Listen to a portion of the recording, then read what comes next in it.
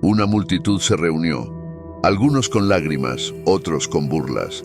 «Si eres el Hijo de Dios, baja de la cruz», gritaban los fariseos con desprecio.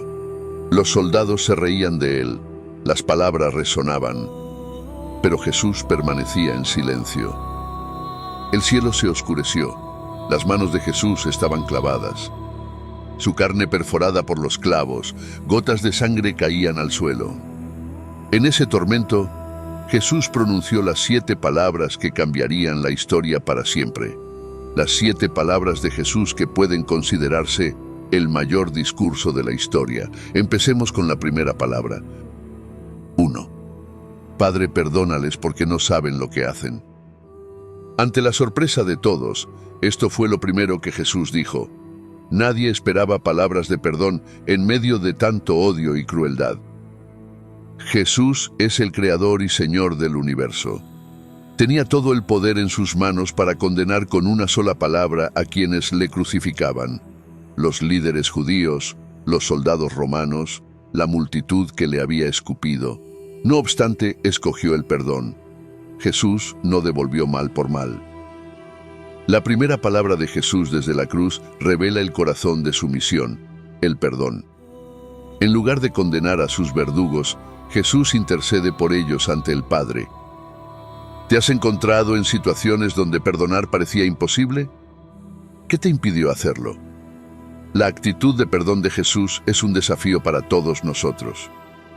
Nos invita a evaluar nuestras propias reacciones ante las injusticias. Cuando alguien te hiere, la reacción natural es buscar venganza o guardar rencor. Sin embargo, Jesús nos muestra un camino diferente. Imagina que llevas una pesada mochila llena de piedras, cada una representando una ofensa o un dolor del pasado. Cada paso se hace más difícil, el peso te agobia. Ahora, imagina dejar caer esa mochila. Te sientes ligero, libre. Así es el perdón. Nos libera del peso del pasado y nos permite avanzar con mayor ligereza y paz. Mateo dice, «No resistáis al malvado. A quien te golpee en la mejilla derecha, ofrécele también la otra. Y al que quiera demandarte y quitarte tu túnica, déjale también tu manto». Quien no perdona enferma física y espiritualmente. Quien no perdona no tiene paz ni descanso para el alma. Quien no perdona amarga el corazón, implosiona, se autodestruye. El perdón es la limpieza del alma, el saneamiento de la mente, la cura de los recuerdos amargos. Quien no perdona queda prisionero de su resentimiento. Si albergas rencor en el corazón hacia alguien, esa persona te mantendrá cautivo del odio. Acabarás conviviendo a diario con ella. Jesús enseñó que el mal no viene de fuera, sino de dentro de los humanos. El mal brota de nuestro corazón. Todos somos malhechores, porque de adentro del corazón humano salen los malos pensamientos, la inmoralidad sexual, los robos, los homicidios, los adulterios. Todos estos males vienen de adentro y contaminan a la persona. Con esto, Jesús refuta la idea de que la persona es producto del medio en el que nació y creció. La maldad es inherente al ser humano. El mal no está en el entorno, sino en el corazón. Y el perdón es la única forma de dar tiempo al mal que brota en nosotros para convertirlo en santidad. Por esto es necesario el perdón incondicional. El perdón es lo único que da tiempo y espacio de transformación a los humanos, los cuales llevan la maldad dentro. Nunca debemos negar el perdón a quienes nos ofenden, pues el perdón que recibimos de Dios es siempre superior al que podemos ofrecer. Si no tuviéramos el perdón de Dios, no tendríamos la oportunidad de transformarnos en vida. En palabras de Mateo, porque si perdonáis a los hombres sus ofensas, os perdonará también a vosotros vuestro Padre Celestial. Pero si no perdonáis a los hombres, tampoco vuestro Padre perdonará vuestras ofensas. Ahora veamos la segunda palabra de Jesús en la cruz. 2. En verdad te digo, hoy estarás conmigo en el paraíso. Jesús, el Hijo de Dios, colgaba entre 2 ladrones. No eran simplemente ladronzuelos. Los 2 practicaban el asalto descaradamente y a mano armada. Eran criminales que mataban por robar. Despreciaban tanto la vida como la propiedad ajena. Estos hombres vivieron causando dolor a otros. Su existencia fue un tormento para quienes los rodeaban. La cruz de Jesús estaba en el centro porque fue considerado el más grande de los criminales. Fue condenado por el crimen de blasfemia contra Dios y sedición contra César. Los gritos de burla y desprecio resonaban alrededor. El ladrón de su izquierda, lleno de amargura, dijo: «Si eres el Mesías, sálvate a ti mismo y a nosotros». Pero el ladrón de su derecha, con una voz temblorosa, respondió al otro ladrón: «¿No temes a Dios ni siquiera estando bajo el mismo castigo? Nosotros estamos aquí por nuestros hechos, pero este hombre no ha hecho nada malo». Girando su rostro hacia Jesús, susurró con esperanza: «Jesús, acuérdate de mí cuando vengas en tu reino». Y fue en este momento cuando Jesús pronunció: «En verdad te digo, hoy estarás conmigo en el paraíso». El ladrón, un hombre que había vivido una vida de pecado, ahora tenía una promesa de salvación. No importa cuán lejos nos hayamos desviado, la gracia de Dios siempre está disponible. Jesús no dijo: «Algún día estarás conmigo», sino: «Hoy estarás conmigo en el paraíso». Este ladrón anónimo vio de primera mano el desprecio que todos dirigían hacia Jesús. Escuchó, tal vez más claramente que nadie, las primeras palabras de Jesús en la cruz. Vio su actitud de no lanzar insultos a sus verdugos, sino de pedirles perdón al Padre. Seguramente eso tocó el corazón de este criminal crucificado a la derecha de Jesús. Las palabras de Cristo en favor de sus verdugos y su actitud mansa y sumisa hacia el Padre suavizaron el espíritu de ese hombre y provocaron un cambio en su pensamiento. No hay casos perdidos para Jesús, no hay vida irreparable para el Hijo de Dios, no hay situación sin remedio cuando se recurre al Salvador. El ladrón crucificado a la derecha de Jesús reconoció su pecado y lo confesó, reconoció que solo Jesús salva y clamó a Él. Encontró perdón en su última hora, recibió la garantía del cielo en los últimos momentos de su vida. En su impiedad, estos ladrones representan a toda la humanidad. Diferimos unos de otros en grado, pero no en naturaleza. El pecado nos ha afectado a todos, sin excepción. Todos los seres humanos estamos sometidos al pecado, aplastados bajo su peso, esclavizados por su tiranía, dominados por sus cadenas, condenados a muerte como consecuencia de él. Pablo escribe: «Como está escrito, no hay justo, ni uno solo, no hay quien entienda, no hay quien busque a Dios. Todos se han desviado, a una se han vuelto inútiles, no hay quien haga lo bueno ni uno solo». ¿Te has cuestionado si tus errores te han separado irremediablemente de la salvación? El ladrón en la cruz te recuerda que nunca es demasiado tarde para volverte a Dios. La gracia de Jesús está siempre disponible, sin importar tu pasado. Veamos la tercera palabra de Jesús. 3. Mujer, ahí tienes a tu hijo. Luego le dijo al discípulo: ahí tienes a tu madre. En medio de su agonía, Jesús vio a su madre María y al discípulo a quien él amaba, Juan. Un giro inesperado. Jesús, consciente de estar cerca de la muerte, se preocupó por los suyos y pronunció palabras que resonarían a través de los siglos. Jesús, con voz débil pero clara, dijo a María: «Mujer, he ahí tu hijo». Y luego, mirando a Juan, añadió: «He ahí tu madre». Consciente de su muerte inminente, Jesús no dejó de preocuparse por el bienestar de su madre. Aseguró que su madre no quedaría desamparada. Probablemente, José de Nazaret, el padre de Jesús, ya había fallecido para entonces. María era una viuda, carente de protección física. Imagínate en un jardín donde cada planta depende de las otras para crecer fuerte. Cada planta da sombra, nutrientes y apoyo a sus vecinas. Así es nuestra vida espiritual. Nos sostenemos unos a otros, encontrando fuerza y consuelo en nuestra comunidad de fe. Jesús fue crucificado a las 9 de la mañana. Desde las 9 hasta el mediodía estuvo bajo la luz del sol. Durante ese tiempo, pronunció las 3 primeras palabras desde la cruz. Al mediodía, una oscuridad sobrenatural cubrió la tierra. Fue una oscuridad enviada desde los cielos que duró 3 horas. Alrededor de las 3 de la tarde, cuando las tinieblas se disiparon en el cielo, Jesús pronunció la 4ª palabra, el grito de desamparo. 4. Dios mío, ¿por qué me has abandonado? Un silencio sepulcral envolvía el Gólgota, interrumpido únicamente por los susurros y murmullos de la multitud. Habían transcurrido 3 horas de oscuridad total sobre la tierra. En toda la Biblia, las tinieblas se presentan en contraposición a la luz. Las tinieblas están asociadas al mundo, la muerte, el pecado, el diablo y el juicio. El mundo está en tinieblas porque el diablo ha cegado el entendimiento de los incrédulos. Cuando Jesús fue detenido, les dijo a los principales sacerdotes y ancianos que habían venido a arrestarlo: diariamente, mientras estuve con vosotros en el templo, no pusisteis vuestras manos sobre mí. Pero esta es vuestra hora, el poder de las tinieblas. Además de representar el poder del mal, las tinieblas también indican, según las Escrituras, el destino de aquellos que practican el mal, de Satanás, de sus ángeles y de todos aquellos que rechazan la salvación que Jesús ofrece. En sus parábolas, Jesús habló de siervos malvados que eran arrojados a las tinieblas, donde habrá llanto y crujir de dientes.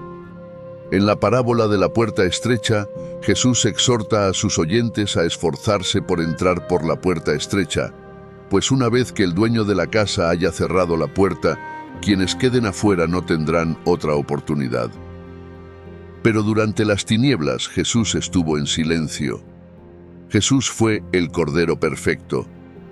Como había predicho tiempo atrás el profeta Isaías, como cordero que es llevado al matadero y como oveja que ante sus esquiladores permanece muda, no abrió su boca. ¿Te has sentido alguna vez completamente solo, abandonado por todos, incluso por Dios? Jesús conoció esa desesperación. Un soldado romano, sorprendido por el grito, murmuró: ¿qué clase de hombre es este que clama a Dios en su agonía? Pero en realidad estas palabras no eran un grito de duda, sino una cita deliberada del Salmo 22, mostrando que incluso en su momento más oscuro, Jesús se aferraba a las Escrituras. En Salmo 22 leemos: Dios mío, ¿por qué me has desamparado? ¿Por qué estás tan lejos de mi salvación y de las palabras de mi clamor? Jesús, incluso en su dolor, se dirigió a Dios como Dios mío. Nos enseña a mantener nuestra fe, a aferrarnos a Dios incluso cuando no entendemos nuestros sufrimientos. Pero Dios no abandonó a Jesús para siempre. Al tercer día lo resucitó. De igual manera, nuestras pruebas y sufrimientos no son el final de la historia. En Cristo tenemos la esperanza de la resurrección y la vida eterna. Su grito de desamparo nos asegura que, aunque enfrentemos el valle de sombra de muerte, Él está con nosotros y nos llevará a la luz.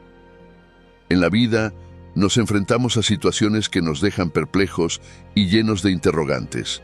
Muchas veces, ante nuestras crisis, nuestros valles de dolor, nuestras pérdidas y los reveses que nos golpean, levantamos la vista al cielo y preguntamos: ¿por qué? ¿Por qué estoy enfermo? ¿Por qué perdí mi trabajo? ¿Por qué perdí a mis hijos? ¿Por qué mis amigos se alejaron en mi momento de dolor? La Biblia está llena de testimonios de hombres y mujeres que elevaron al cielo preguntas como estas. No siempre Dios explica las razones por las que sufrimos. No siempre tenemos una percepción clara de los propósitos divinos. No siempre hay una luz al final del túnel que nos dé una dirección. Hay días en que Dios guarda silencio.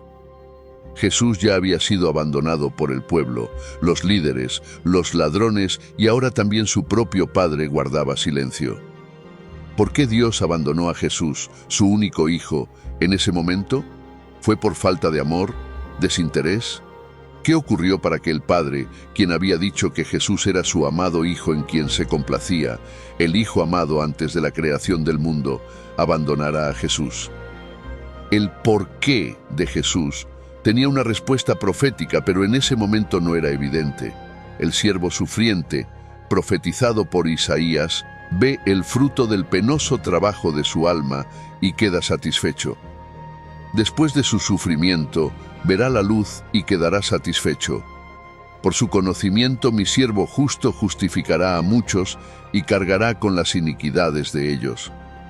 Cuando atravesamos el valle del dolor, debemos mirar hacia la majestad de Dios y no hacia la profundidad de nuestras heridas. Si nos fijamos en nosotros mismos, entraremos en pánico. Si miramos hacia Dios, sentiremos paz en el valle. Ahora veamos la quinta palabra. 5. Tengo sed. La crucifixión era la forma más horrenda de pena de muerte. Después de ser torturado, el condenado era clavado en la cruz, expuesto al calor del día. La sangre se derramaba, los calambres torturaban, la asfixia sofocaba y la sed era abrumadora. El Salmo 22 lo había predicho. Mi fuerza se ha secado como un tiesto y mi lengua se pega a mi paladar. Un soldado empapó una esponja en vinagre y la acercó a los labios de Jesús. Un acto cruel, aparentemente insignificante, pero cargado de simbolismo. En ese instante, todo cobra sentido. Jesús no solo estaba muriendo, sino que cumplió una segunda profecía. En el Salmo 69 está escrito: me pusieron hiel por comida, y en mi sed me dieron a beber vinagre. El cumplimiento de las profecías nos muestra que Dios tiene un plan y un propósito, incluso en los momentos más oscuros. Cada detalle de la crucifixión de Jesús estaba predicho y cada uno se cumplió con precisión. Esto nos da la confianza de que Dios está en control, incluso cuando todo parece perdido. ¿Puedes confiar en que Dios está trabajando en tu vida, incluso cuando no puedes ver el final del camino? Durante todo el proceso de arresto y muerte de Jesús, no se escapó ni una sola palabra de queja de sus labios. No hubo protesta, ningún ruego por misericordia. Todos sus sufrimientos fueron soportados en augusta calma, tal como prefijo Isaías. Como una oveja muda ante sus esquiladores, él no abrió su boca. Hasta ahora hemos visto el aspecto profético, ahora veamos el significado del agua en el Evangelio de Juan. El tema de la sed y el agua es recurrente en el cuarto evangelio. El primer milagro realizado por Jesús involucró agua, la cual fue transformada en vino.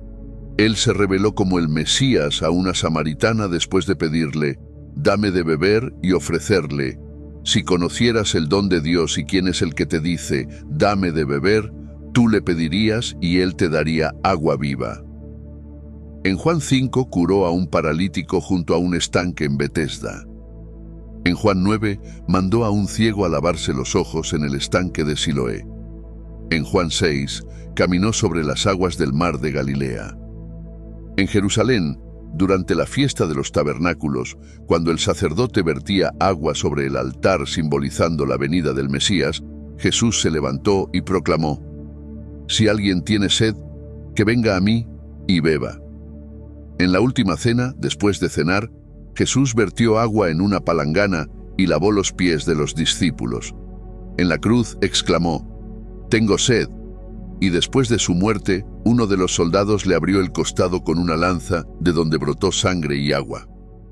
El agua de vida que Jesús ofrece no proviene de un pozo cualquiera. Es un regalo que solo el Mesías puede otorgar. Jesús ofrece en varias ocasiones el agua como un presente divino, mejor que cualquier agua que la fuente más pura de la tierra pueda ofrecer.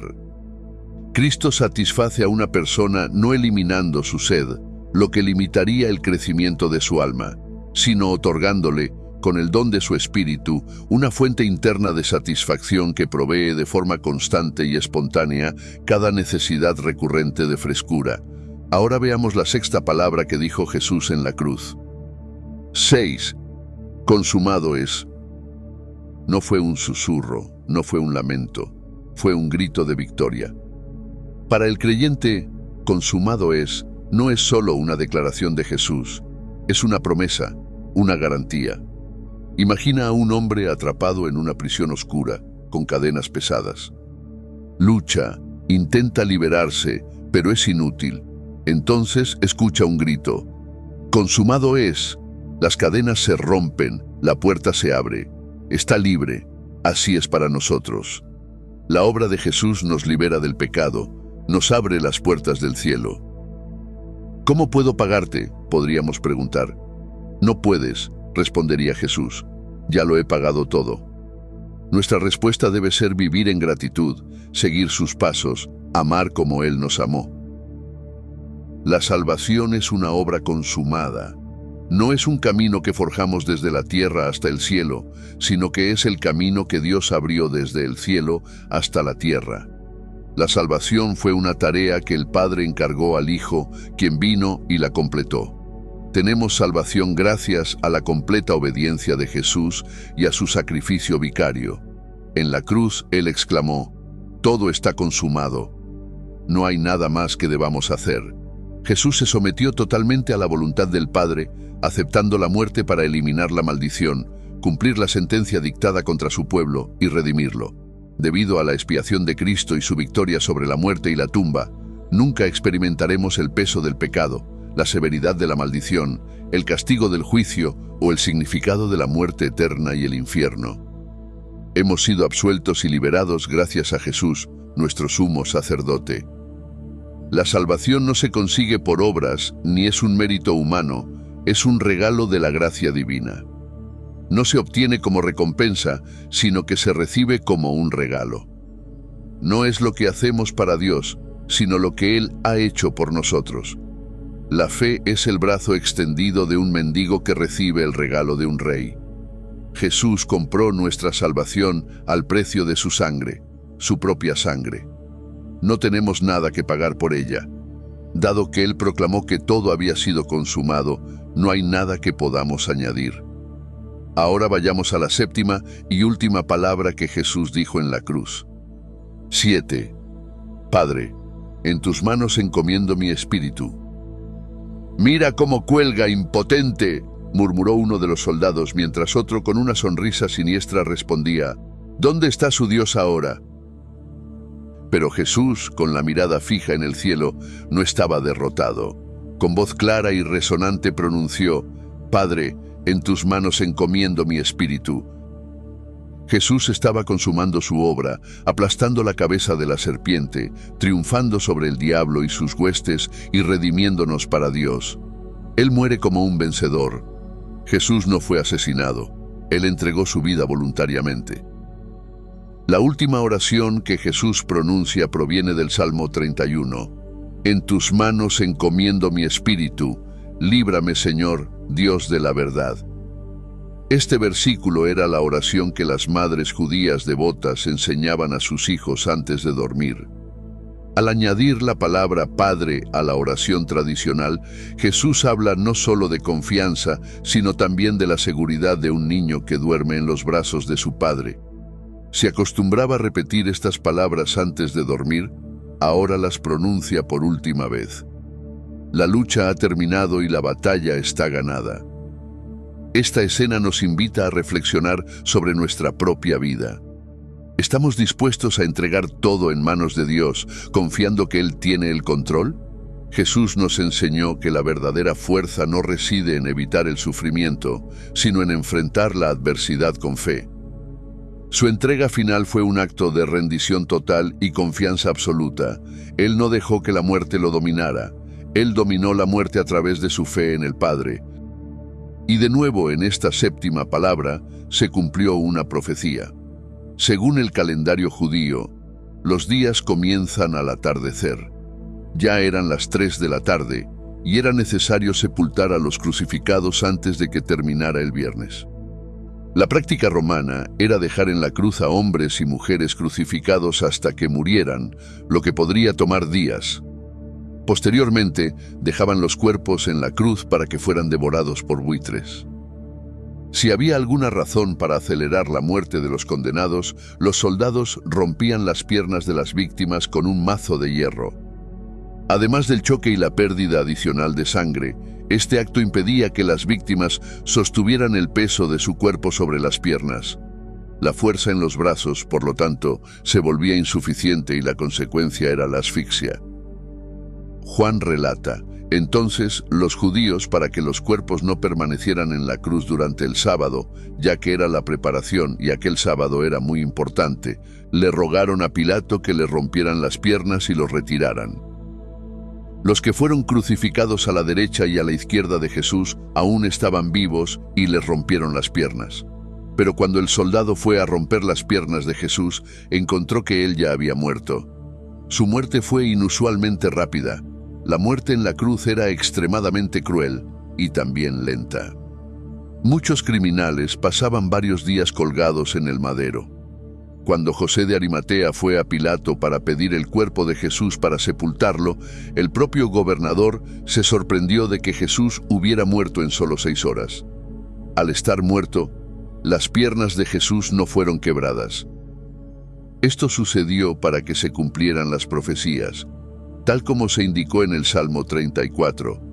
Él guarda todos sus huesos, ni uno de ellos será quebrado. Ahora recapitulemos el significado y las palabras últimas de Jesús en la cruz. Primero, una palabra de perdón. Padre, perdónalos porque no saben lo que hacen. Jesús no solo intercedió por sus verdugos, sino que también atenuó su culpa. Segundo, una palabra de salvación. Hoy estarás conmigo en el paraíso. Jesús ofrece vida eterna a un hombre que vivió toda su vida en la impiedad.